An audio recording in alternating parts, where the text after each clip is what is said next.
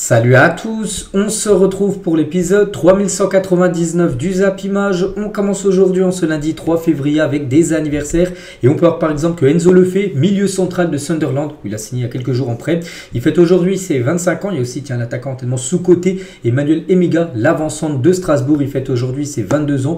Ou par exemple, on pourrait prendre qui? Mathias Fernandez Pardo, donc jeune joueur de Lille, il fête aujourd'hui ses 20 ans. On continue, on va parler maintenant de tout ce qui s'est passé sur le week-end et on commence en Ligue 1.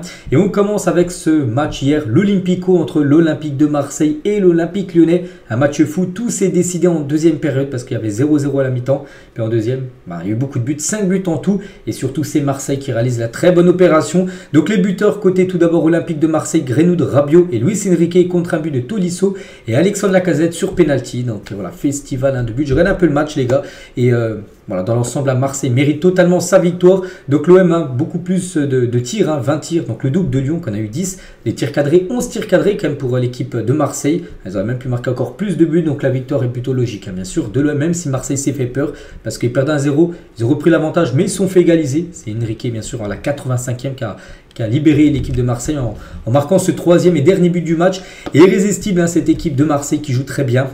Alors c'est actuellement et surtout cette saison contre Lyon, c'est simple, c'est 2 matchs, c'est 2 victoires avec le même score, 2 fois 3-2. Il y avait déjà eu 3-2 au match aller, on se souvient en plus de ce match aller où Marseille avait pris un rouge au bout de 3 minutes de jeu de Balerdi. Ils avaient joué tout le match à 10 contre 11, ils avaient même gagné. Donc hier c'est la même chose, même si c'est à 11 contre 11 cette rencontre. Et c'est que Marseille gagne souvent les Olympico contre Lyon en fin de match. Donc là, ça a été à la 85e, le but vainqueur. Donc lors du match aller, la victoire 3-2, but vainqueur à la 95e minute de jeu. Et la saison dernière, le dernier Olympico, c'était une victoire 2-1, tout d'abord, enfin toujours de Marseille, mais 2-1 à la 92e, le but vainqueur.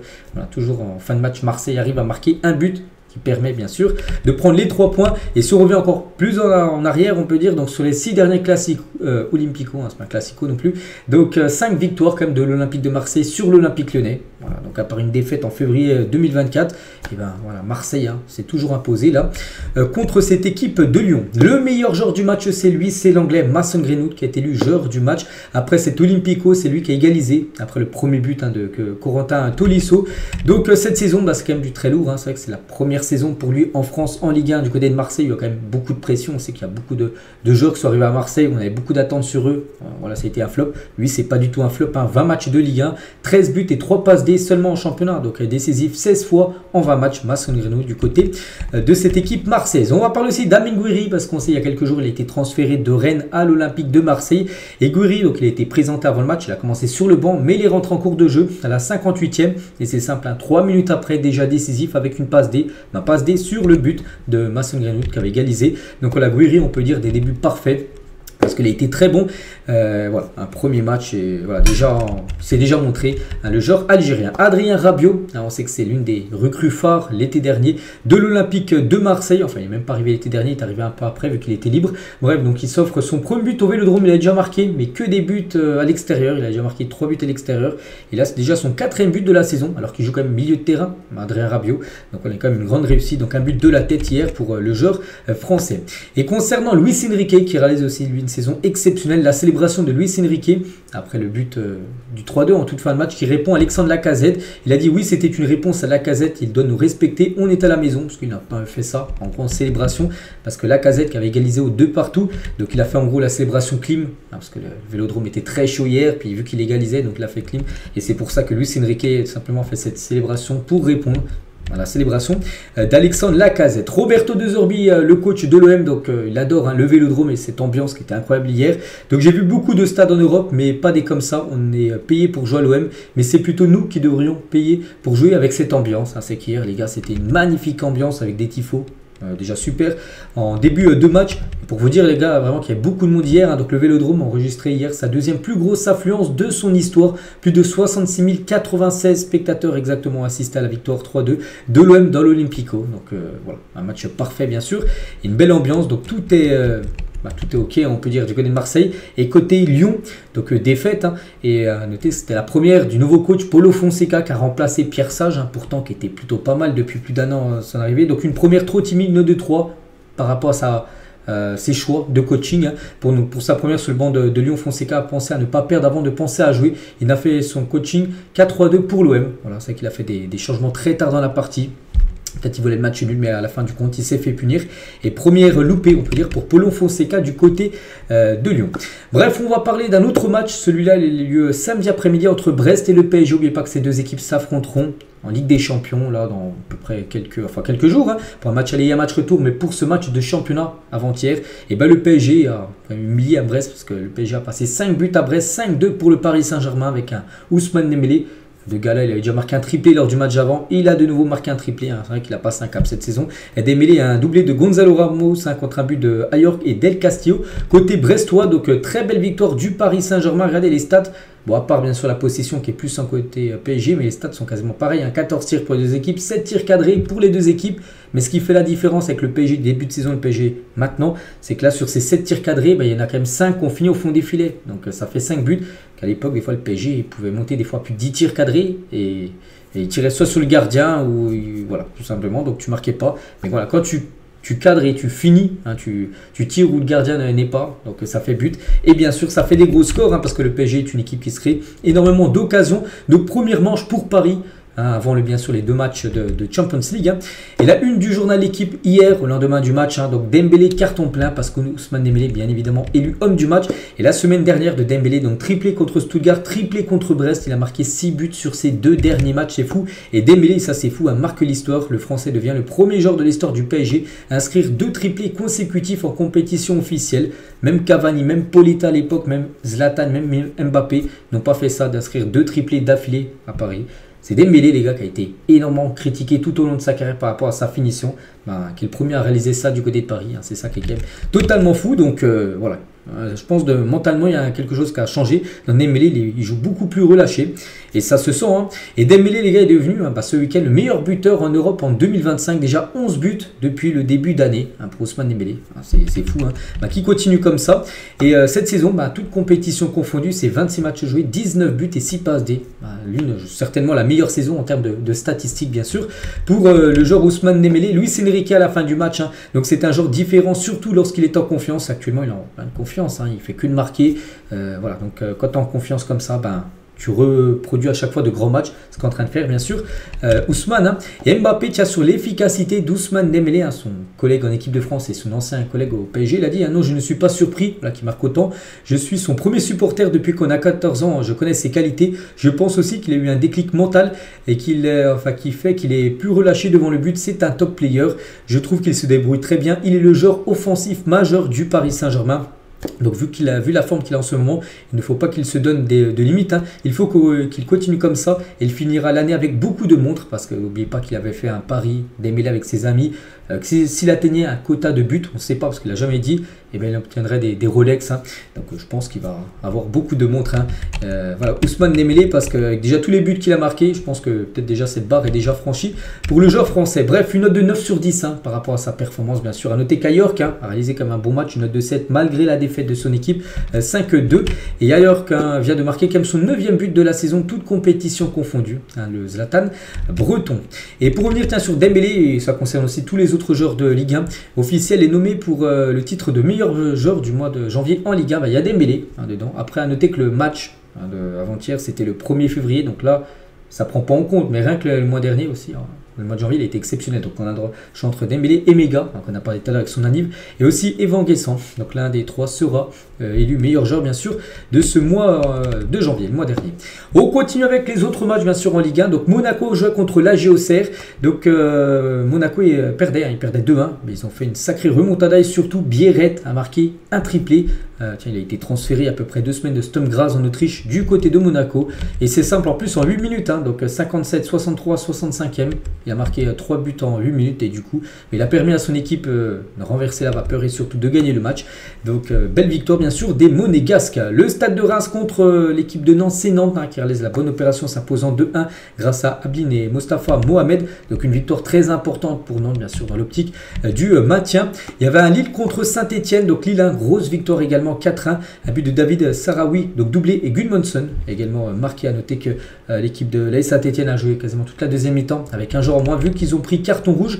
Donc voilà, pour Lille, ça a été festival à 29 tirs, c'est énorme. 13 tirs cadrés, bon, il y a eu 4 buts marqués. Il y a eu comme 9 arrêts du gardien de Saint-Etienne. Sinon, le score a pu monter à 6, 7, 8 buts. Hein, ça aurait pu faire ça. Si bien sûr le gardien de Saint-Etienne n'aurait pas fait autant d'arrêts. Et la semaine dernière, Lille, les gars, c'est quand même 10 buts marqués en une semaine. Ils en ont passé 6 au Feyenoord en Ligue des Champions et 4 contre l'AS Saint-Etienne. Voilà, donc l'attaque est en feu actuellement du côté des Lillois. Et l'entrée en jeu de Hossam Sahraoui. Donc il entre en jeu, donc il a marqué un doublé en l'espace de je sais pas, une trentaine de minutes.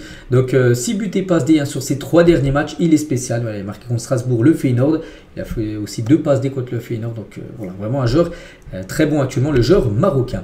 Et concernant Jonathan David, buteur sur penalty. Donc de nouveau, on peut lui remettre un but dans ses chiffres de cette saison. Donc 33 matchs, 20 buts et 8 passes D pour l'attaquant canadien. Hein, on rappelle hein, qui sera en fin de contrat là dans quelques mois.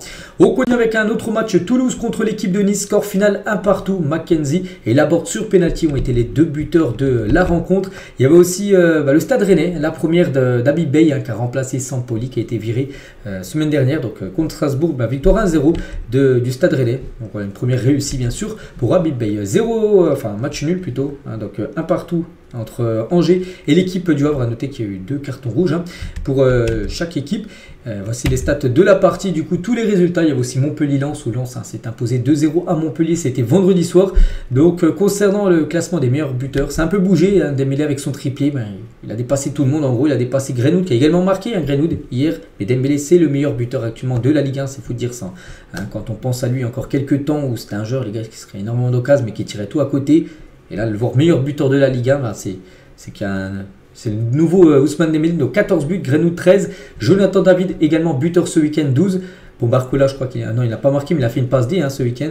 Donc voilà, concernant bien sûr ce classement. Et le classement cette fois-ci, des équipes de la Ligue 1. Donc le PSG, 50 points, donc 10 points devant l'Olympique de Marseille. Monaco 3e, Lille 4e, Nice 5e. Lyon, avec sa défaite, hein, descend à la 7e place. Donc les 2 derniers, Montpellier et Le Havre, actuellement clôture cette Ligue 1. Donc actuellement, on est à la 20e journée. Il reste encore 14 journées avant la fin de la saison. On bascule rapidement sur la Ligue 2. Voici tous les résultats du week-end avec par exemple la victoire de Lorient, importante hein, du côté de Red Star 2-1.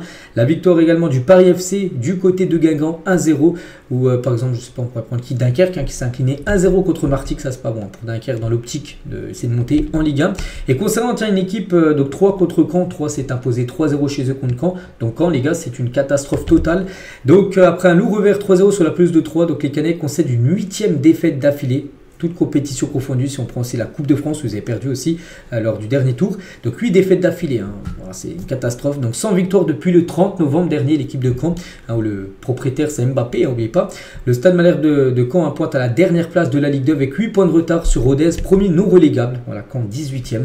Une équipe qui joue encore il y a quelques années en Ligue 1. Ah, s'ils continuent comme ça, les gars. En gros, on les verra en national la saison prochaine. Donc les premiers, bien sûr, Lorient 43 et le Paris FC 40 points.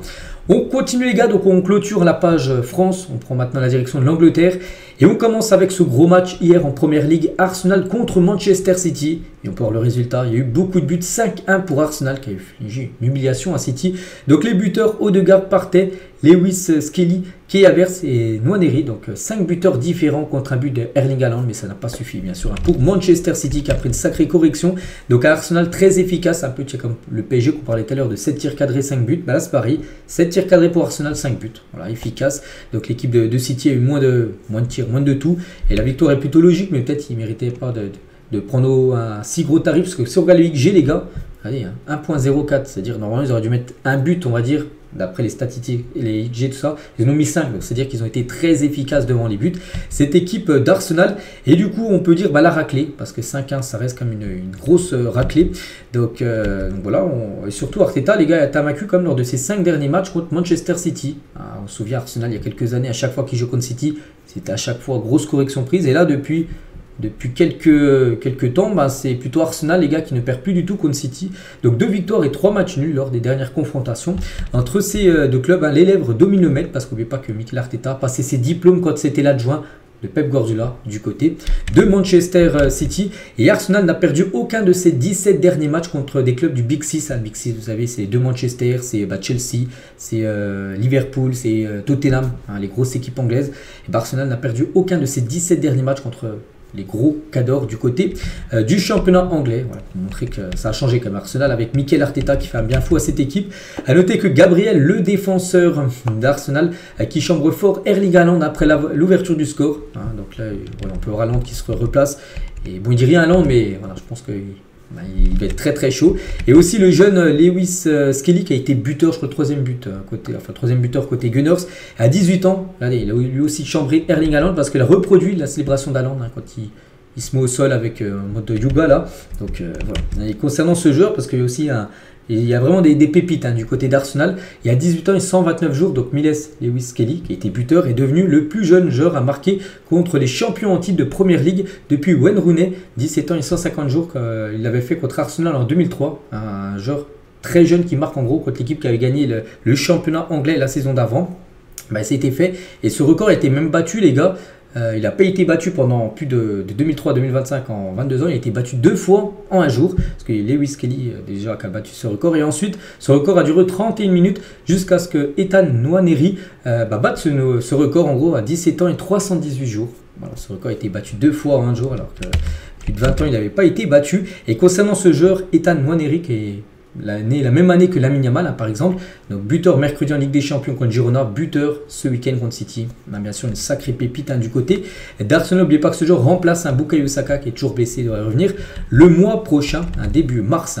Et concernant Arsenal, ça a été une très bonne journée pour eux parce que l'équipe homme s'est imposée. Il y avait aussi un match entre City et Arsenal dans le foot féminin en première ligue féminine, et pareil, les filles se sont imposées 4-3 contre Manchester City. Et concernant l'équipe de Manchester City, donc ça a été compliqué et Guardiola reste sans voix. Son équipe est en train de perdre pied 4-1 pour Arsenal. Bon, après il y a même un autre but qui a été concédé, mais on peut voir la détresse bien sûr de Pep Guardiola par rapport à cette saison qui est quand même très compliquée pour Manchester City. Et Erling Haaland, bon buteur hier, c'est vrai que les stats sont quand même incroyables du joueur malgré que son équipe fait une saison compliquée. Donc lui il est quand même à 25 buts et 2 passes D en 33 matchs cette saison, Erling Haaland. Et avec son but hier, c'est quand même son 250e but en club si on prend en compte City. C'était avant qu'il était à Dortmund, Salzbourg et même son ancien club après en Norvège. Donc voilà, déjà 250 buts en club seulement pour l'attaquant norvégien qui a beaucoup été chambré par les joueurs d'Arsenal, par les supporters. Mais il a montré quand même le badge bien sûr du logo de la Première Ligue en or parce que c'est eux bien sûr les champions. N'oubliez pas qu'ils ont remporté quand même les 4 derniers championnats. Mais là, cette saison, il n'y aura pas de championnat remporté, bien sûr, pour Manchester City, parce qu'on ne voit pas comment ils pourraient remonter le retard qu'ils ont, bien sûr, Liverpool. Et en parlant de Liverpool, ils jouent contre Bournemouth ce week-end. Et Liverpool s'est imposé 2-0 grâce à, bien sûr, Mohamed Salah qui a inscrit un doublé, un but sur penalty et un but dans le jeu à la 30e, à la 75e minute de jeu. Donc félicitations bien sûr à Liverpool et surtout à Salah parce que Salah il est incroyable. Et 4e doublé en première ligue quand même pour Mohamed Salah cette saison. Donc l'attaquant est désormais toute compétition confondue à 32 matchs joués. Première Ligue, Ligue des Champions, FA Cup, 23 buts et 17 passes D, donc décisif 40 fois en 32 matchs. Les stats sont incroyables bien sûr pour Mohamed Salah et c'est simple, il a marqué son 177e et son 178e but en Première Ligue et il dépasse tout simplement Frank Lampard et devient le 6e meilleur buteur de l'histoire de la Première Ligue. Voilà, donc il vient de dépasser Lampard qui est maintenant 7e. Il y a Kun Agüero qui est devant lui à 6 buts, devant à 184, meilleur buteur de l'histoire de City. Puis après on peut voir les joueurs, Wayne Rooney il a 208, Harry Kane il a 213 et le meilleur buteur de l'histoire. La Première Ligue, c'est Alan Shearer qui a 260. Moi, je sais pas, je pense pas qu'il reviendra à ça là parce qu'il faudrait qu'il reste encore pas mal d'années en Première Ligue, mais voilà, il va certainement rentrer dans le top 5 cette saison des meilleurs buteurs de ce championnat anglais, bien sûr, meilleur buteur de l'histoire de la Première Ligue. On continue toujours avec ce gros championnat anglais et Nottingham Forest, une équipe incroyable, 7-0, ils ont passé à Brighton. On sait que Brighton c'est une équipe qui produit du très bon football. Ils ont pris le tarif, une humiliation 7-0 avec un triplé de Chris Wood, le meilleur attaquant, enfin le meilleur buteur de cette équipe. Donc très efficace aussi l'équipe de Nottingham Forest parce qu'il y a eu 9 tirs cadrés pour 7 buts marqués par exemple. Le XG est à 3,23, ils auraient mérité de marquer 3 buts, ils en mettent 7. Voilà, donc c'est dire quand ils sont arrivés dans la surface, ils ont fait énormément de dégâts à cette défense de Brighton et 7 à la maison voilà, pour cette équipe et surtout si on prend en compte leur dernier match, ils avaient passé 5-0, ils avaient perdu 5-0 contre Bournemouth. Donc là tu te dis humiliation et là cette fois-ci c'est eux qui gagnent, qui mettent une humiliation à notre équipe, ils en passent 7. Voilà, c'est une équipe vraiment qui peut mettre des gros résultats mais qui peut se prendre aussi des corrections, mais ils réalisent quand même une saison exceptionnelle bien sûr. Nottingham Forest et Chris Wood qui a inscrit un triplé, c'est le premier triplé dans dans sa carrière. Donc félicitations à lui. Donc cette saison, il est au prime bien sûr de sa carrière. 24 matchs de Première Ligue, il inscrit quand même 17 buts et 2 passes D. Il fait partie des meilleurs buteurs du championnat anglais. Tottenham, belle victoire, une victoire importante. 2-0 du côté de Brentford avec un but contre son camp et un but de Matassar. Voilà, donc parfait pour les Spurs. Victoire de Crystal Palace à Manchester United. Donc United, hein, c'est une catastrophe. Pour ceux qui me suivent depuis longtemps, vous savez que c'est une équipe que je supporte en Angleterre. C'est bien Manchester United. Et ça continue vraiment le naufrage total. On pensait peut-être avec Ruben Amorim que ça allait changer quelque chose. Pas du tout. Hein. Tu peux ramener n'importe quel entraîneur. Je pense que c'est les joueurs où ça va pas. Hein, voilà. Donc Mateta fait beaucoup de mal. Hein. Jean-Philippe Mateta, l'attaquant français, avec un doublé à la 64e, à la 89e minute de jeu. 3 tirs cadrés pour Crystal Palace de but. Bon, après Manchester, ils n'ont pas énormément de tirs non plus. Hein. 2 tirs cadrés, ben, ils n'ont pas marqué. Voilà. Donc une équipe qui déçoit. Et la chute continue bien sûr pour cette équipe. Et Manchester est en train de réaliser sa pire saison depuis 35 ans. Les Red Devils ne comptent que 29 points après 24 journées de PL, soit leur pire total depuis la saison 89-90. Vous avez pris 25 points, 4 points de moins que là. Mais voilà, 35 ans qu'ils n'avaient pas réalisé une saison aussi affreuse que cette saison. Et notre stade, vraiment pour vous montrer aussi que c'est atroce comme la saison de Manchester United. Donc n'avait pas perdu 7 de ses 13 premiers matchs, parce que là ils ont joué déjà 13 matchs cette saison en Première Ligue à domicile. Ils ont perdu 7 matchs perdus sur les 13 joués cette saison en championnat. C'était plus arrivé depuis plus de 130 ans, depuis la saison 1893.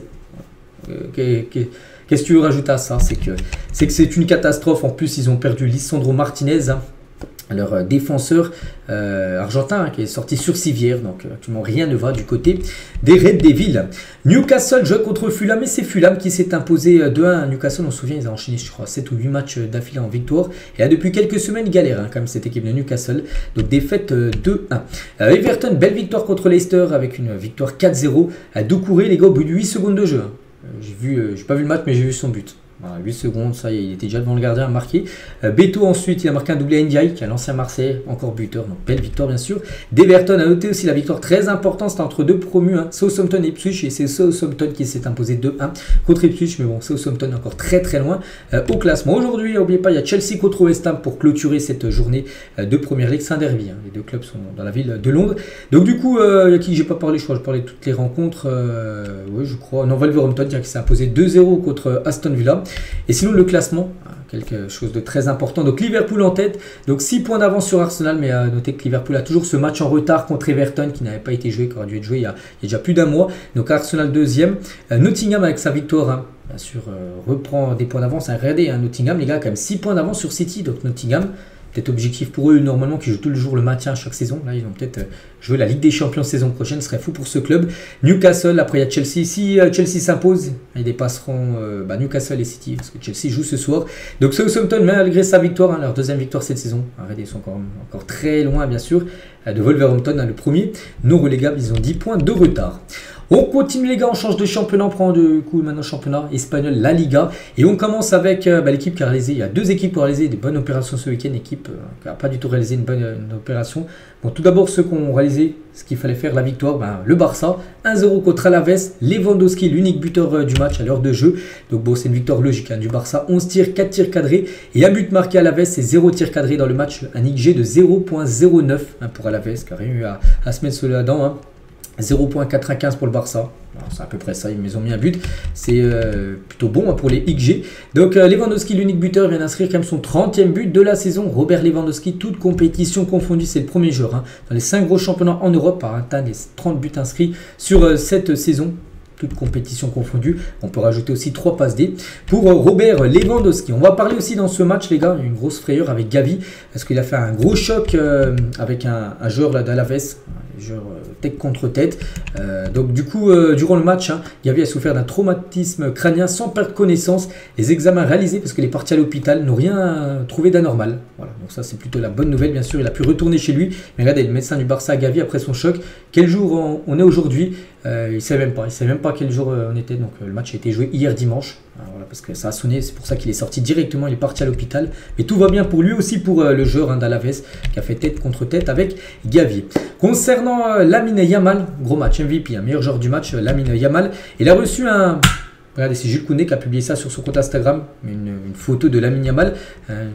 une image bien sûr d'un fan, hein, et c'était marqué: mon rêve a toujours été d'être comme toi, j'ai toujours voulu te rencontrer, peut-être que ce 2 février ça sera le cas, quand je te vois jouer j'ai l'impression que tu es Messi, salutations du Mexique, hein, quand je serai grand je veux être comme toi, continue comme ça et tu seras le meilleur du monde. Voilà en gros le message qu'il a reçu d'un jeune fan, Lamine Yamal.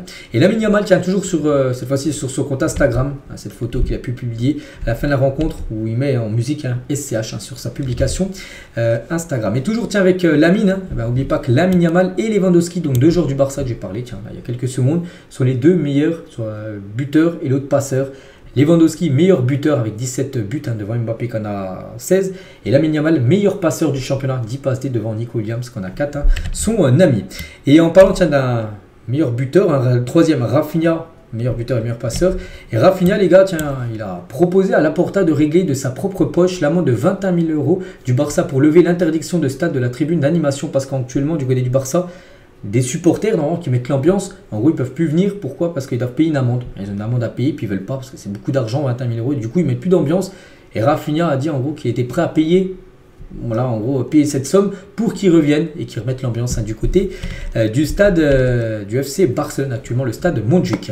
On continue avec une autre équipe qui a réalisé une bonne opération en Liga, c'est l'Atlético Madrid qui s'est imposé 2-0 contre Mallorca avec un but de Lino et Antoine Griezmann en toute fin de match. Donc parfait bien sûr pour les colchoneros, hein. Voilà, qui méritent leur victoire, rien à dire. Et Griezmann, buteur, hein, son 16e but, toute compétition confondue pour Griezmann. Donc 16 en tout, et je crois qu'il a marqué 6 en Ligue des Champions, il reste bien sûr dans les autres compètes. Et Griezmann encore plus dans l'histoire de l'Atlético. Hier, c'était son 421e match du côté de l'Atlético Madrid. Le Français égale Artech et intègre le cercle très fermé du top 10 des joueurs les plus capés de l'histoire de l'Atlético Madrid. Donc voilà, légende. N'oubliez pas que le joueur Griezmann est en fin de contrat l'année prochaine, hein, en 2026. Mais ça se peut qu'il quitte, hein, l'Atlético en fin de saison pour certainement aller aux États-Unis. Et à noter que Diego Simeone, donc le coach, hein, donc lui dépasse les 500 matchs de Liga seulement, hein. On rajoute aussi, si on rajoute les autres compétitions, il est peut-être à 700, 800 même. Donc 500 matchs de championnat pour Diego Simeone. Et depuis, on peut voir tout ce qu'il a pu remporter du côté des Colchoneros, hein. Donc il a reçu une magnifique ovation pendant la rencontre. Et l'équipe qui a réalisé pas du tout la bonne opération, c'est bien le Real Madrid qui s'est incliné 1-0 contre l'Espagnol Barcelone. C'était samedi soir le match, hein.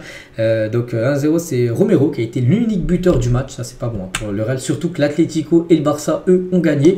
Pourtant le Real a beaucoup dominé, hein. Voilà, plus de 21 tirs, 7 tirs cadrés, 0 but marqué, 7 arrêts du gardien de l'Espagnol. Mais vraiment ce match, les gars, du côté de Madrid, ça passe pas du tout par rapport à ça. Un scandale mondial, regardez, hein, c'est sur le Twitter officiel, on peut voir la pastille dorée du Real Madrid, donc c'est le Twitter officiel, et pour eux c'est un scandale total ce qui s'est passé lors de ce match. Donc c'est vrai, les gars, c'est quand même fou, hein. Donc le site officiel du Real Madrid après la défaite contre l'Espagnol, donc le Real Madrid a perdu contre l'Espagnol après un but de Carlos Romero qui aurait dû être expulsé à la 62e minute de jeu pour une faute par derrière sur Kylian Mbappé. Ni l'arbitre Muniz Ruiz ni Iglesias Villanueva, l'arbitre de la VAR, n'ont considéré qu'il s'agissait d'un carton rouge. Et ça, c'est vrai que c'est fou, les gars, ce qui s'est passé sur cette action. Regardez la semelle quand même du joueur là de l'Espagnol, semelle sur le mollet de Mbappé, il a pris jaune. Ça méritait certainement un carton rouge, hein. Je pense que voilà, 3/4 des arbitres auraient mis rouge. L'arbitre du match, il a mis jaune. Et ce même joueur là qui a pris le jaune, c'est lui qui a marqué le but. En gros, l'unique but du match. Donc, voilà, pour le Real Madrid, ça passe pas du tout. Parce que s'il aurait pris rouge, il n'aurait jamais marqué. Et peut-être le Real Madrid aurait certainement gagné le match, hein, 11 contre 10. Mais voilà, c'est vrai que c'est un scandale. On peut comprendre le Real Madrid, bien sûr, hein. Voilà, pour moi, c'est rouge, les gars. Regardez, le pied est totalement en haut. Et là, c'est vraiment... c'est pour faire mal. Voilà, tout simplement, hein. Et Romero, les gars, qui s'en sort très bien. C'est le buteur du match et celui qui aurait dû prendre le rouge, hein. Donc après son tacle, hein, sur Mbappé, il a dit que c'était impossible d'arrêter Mbappé, la faute était méchante, oui. Bon, il est franc lui dans ses propos, il dit que voilà, il devait l'arrêter, il a fait ça. Mais voilà, il aurait pu blesser totalement Kylian Mbappé. Et c'est surtout, je pense, un gros scandale comme des arbitres, hein, parce que là, ça mérite totalement rouge. Et Ancelotti aussi, hein. Donc la décision de l'arbitre n'a aucun sens. C'était tellement évident que ça méritait carte rouge. C'est pour ça que la VAR a été inventée pour des choses comme ça. Donc ça n'a aucun sens, en gros, que la VAR n'a pas dit en gros qu'il fallait mettre carton rouge sur ça. Et Mbappé, donc la réponse de Mbappé lorsque les journalistes lui ont demandé si le tacle de Carlos Romero, qui a ensuite marqué le but vainqueur de l'Espagnol contre le Real, aurait dû être un carton rouge. Bon, il est passé. Il a rien dit, Mbappé, il a juste fait ça. Voilà, pour rien dire, parce que peut-être qu'il aurait dit quelque chose sur l'arbitrage. Tu sais que tu peux prendre des matchs de suspension, il n'a rien dit, mais bien sûr, il n'en pense pas moins. Kylian. Bon, bref, une mauvaise soirée parce que du coup, le Real Madrid s'est incliné. Donc voilà, en plus, ils perdent Rudiger sur blessure. Rudiger qui est un pilier de la défense centrale du Real Madrid. Donc il s'est blessé, les gars, il va louper 20 jours, Rudiger. Il va louper déjà le match mercredi de Coupe du Roi Leganés. Ensuite, il y a l'Atlético samedi prochain. Où ça sera le derby, il ne sera pas là. Le match contre Manchester City, le 16e de finale aller.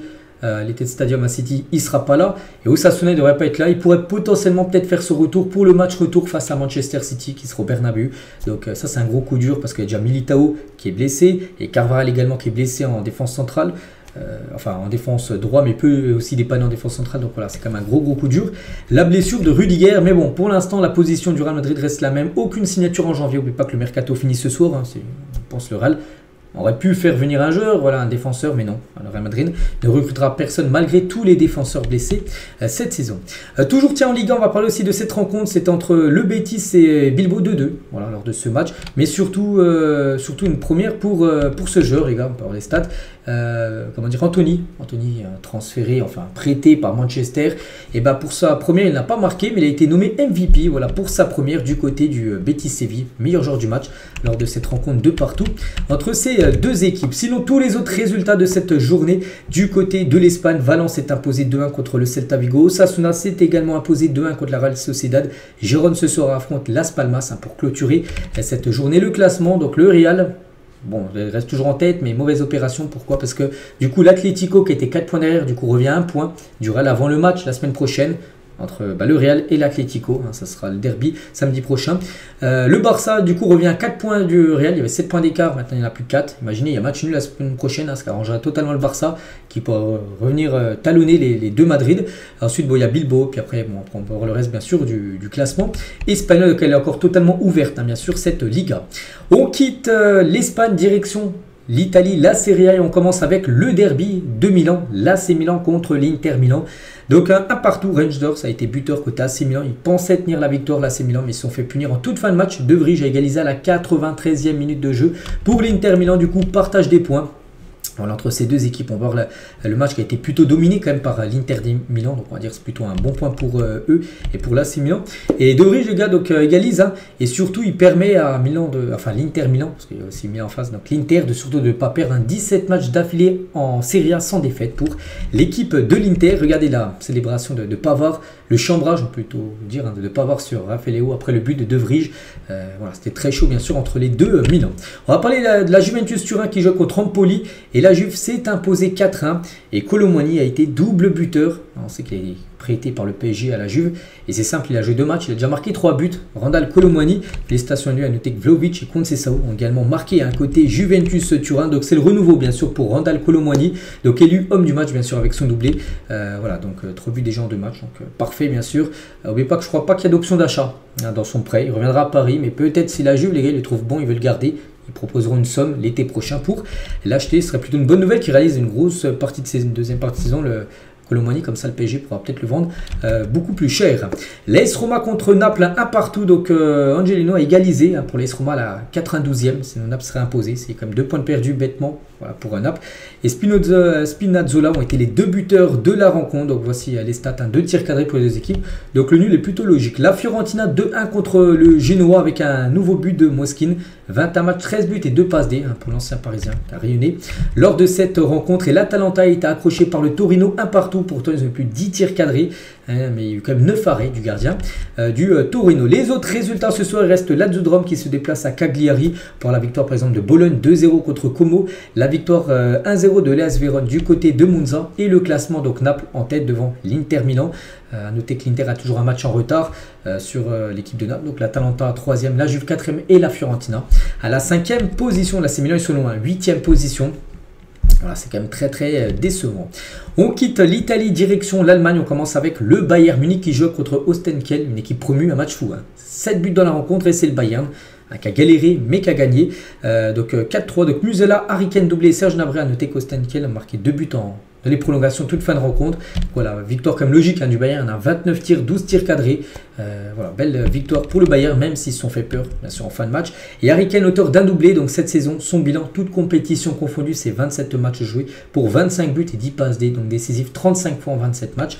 Harry Kane, hein, et Musiala également buteur. Voilà, 28 matchs, 15 buts et 7 passes D, bien sûr, pour le jeune Allemand. Le Bayer Leverkusen, deuxième au classement, joue contre Hoffenheim et Leverkusen s'est imposé 3-1. Boniface, Frimpong et Patrick Schick ont été les 3 buteurs. À noter qu'ils ont joué la dernière demi-heure à 10 contre 11. Grimaldo a pris carton rouge. Et tiens, l'ancien lyonnais Orban, qui a été transféré au Hoffenheim pour 11 millions d'euros début à janvier, et ben, il a été buteur. C'est déjà son deuxième but depuis son arrivée. Du côté d'Hoffenheim, voilà, pour l'ancien lyonnais qui avait floppé à Lyon. Mais pour l'instant, c'est plutôt une réussite du côté de la Bundesliga, du côté d'Hoffenheim. Concernant Dortmund qui a changé de coach, il y a quelques jours, Niko Kovac est le nouveau coach de Dortmund. Et pour sa première, c'est une victoire 2-1 contre Heidenheim. Donc parfait bien sûr pour le BVB avec de nouveau un but de Guirassy, qui est l'attaquant vedette de cette équipe, 26 matchs, 18 buts et 4 passes D pour l'attaquant guinéen Guirassy. Stuttgart qui avait perdu contre le PSG il y a quelques jours en Ligue des Champions, ils jouent contre Gladbach en championnat, ils ont perdu 1-0 cette équipe de Stuttgart actuellement qui est dans une très mauvaise série, enfin non c'est pas 1-0, c'est plutôt 2-1, voilà le résultat, je sais pas pourquoi, c'est peut-être le résultat à la mi-temps, je sais pas où, c'est peut-être le visuel en gros qui est faux, parce qu'il y a bien eu 2-1 à la fin de la partie. Donc voici les autres résultats en Allemagne avec le 0-0 entre Union Berlin et le RB Leipzig, ou par exemple je sais pas, on pourrait prendre qui tient Francfort 1 partout contre Wolfsburg. Et le classement, donc le Bayern prend quand même 6 points d'avance sur le Bayer Leverkusen. Après on peut voir Francfort, on va voir Leipzig. Donc Dortmund avec sa victoire 2-1, mais regardez ils sont encore très loin au classement, 11e seulement l'équipe du BVB. On quitte les 5 gros championnats européens, on va prendre aussi la direction d'autres championnats mineurs. Tiens, championnat portugais, regardez les résultats du week-end. Par exemple hier le Benfica s'est imposé 3-2, le Sporting s'est imposé 3-1 hier. Donc ce soir Porto joue contre Rio Ave à 21h45, voilà du résultat demain. Donc le classement c'est bien le Sporting qui a 6 points d'avance sur le Benfica.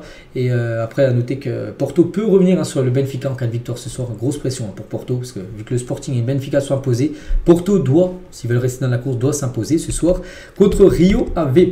Du côté du championnat turc, la victoire du Fenerbahçe 3-2, la victoire d'Istanbul Başakşehir 4-0. À noter que le Galatasaray joue ce soir à 18h contre Gaziantep, voilà pour un match du championnat. Le Galatasaray est toujours en tête bien sûr de ce classement. Du côté du championnat belge, voici tous les résultats bien sûr du week-end. La victoire d'Antwerp, la victoire de Genk, ou la victoire par exemple de la Gantoise 1-0 contre Anderlecht, et le classement bien sûr de ce championnat belge. Du côté des Pays-Bas, le match nul du PSV 3 partout, le Feyenoord qui avait perdu contre Lille 6-1, mais ils ont de nouveau perdu, bon c'était l'Ajax en face, c'était un gros morceau également, mais défaite 2-1 du Feyenoord qui enchaîne de nouveau une défaite. Et le classement, c'est le PSV bien sûr en tête devant l'Ajax Amsterdam, et le Feyenoord actuellement la 5e position. Et on finit les gars cet épisode d'aujourd'hui juste aussi avec un match encore de pré-saison de l'Inter Miami qui joue contre San Miguelito. Voilà. Donc c'est un match amical 3-1. On était que le championnat américain, la MLS, démarre dans quelques semaines. Ça sera avant la fin du mois de février. Donc voilà, c'est des matchs de pré-saison. Notez que l'équipe de Messi s'est imposée, mais Messi n'a pas marqué lors de cette rencontre. Donc voilà les gars, tout ce qu'il y a à dire aujourd'hui. Voilà sur les résultats du week-end. Donc nous on se retrouve demain. À noter que tout à l'heure à 17h, vidéo mercato avec beaucoup d'infos. Le mercato se finit ce soir à 23h. Donc il y a quand même beaucoup de choses à dire. Et je vous souhaite une bonne journée et à demain.